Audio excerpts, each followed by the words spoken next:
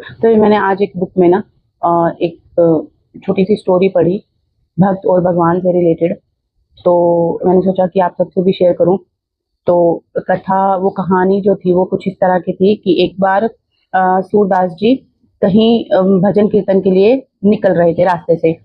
तो वो अपनी लाठी के सहारे, क्योंकि वो अंधे थे, अपनी लाठी के सहारे रास्ता बनाते बनाते वो चल रहे थे। अचानक आंधी आई और उनकी जो लाठी जो है वो पलट गई और सूरदास जी जो थे वो कुएं में जाकर गिर गए। तो अब सूरदास जी को भजन कीर्तन करना था, तो उन्होंने वही कुएं में ही भजन कीर्तन शुरू कर दिया। इतने में भगवान छोटे बच्चे का रूप धारण करके और सूरदास जी के पास आए और बोले कि बाबा मेरा हाथ पकड़ लो और मैं तुम्हें इस कुएं से बाहर निकाल दूंगा। अब सूरदास जी समझ गए कि मेरे भगवान तो आ गए। तो सूरदास जी ने कहा कि भगवान, मैं तो अंधा हूं, मुझे तो तुम्हारा हाथ दिख नहीं रहा, लेकिन आपको तो मेरा हाथ दिख रहा है, आप ही मेरा हाथ पकड़ लो। तो भगवान ने उनका हाथ पकड़ लिया और उन्हें कुएं से बाहर निकाल दिया।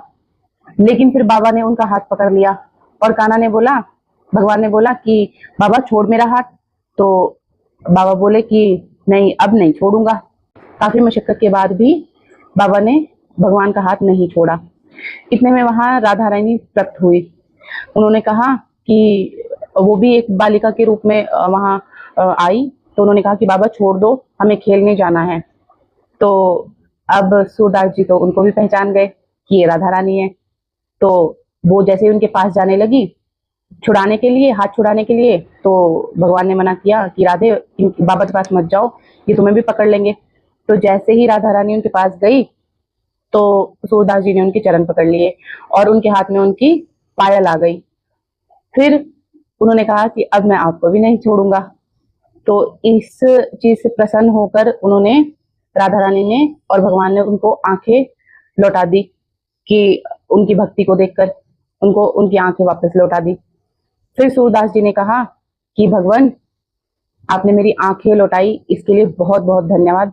लेकिन मैंने आपको जी भर के तो देख लिया, लेकिन अब मुझे वापस से अंधा कर दो, क्योंकि अब इन आंखों से मैं किसी और को नहीं देख सकता। तो यही एक कथा थी जो मुझे बहुत अच्छी लगी, जो मुझे लगा कि आप सबके साथ शेयर करनी चाहिए। और अगर आपको पसंद आई हो तो मेरे कमेंट सेक्शन में जरूर लिखिएगा राधे राधे।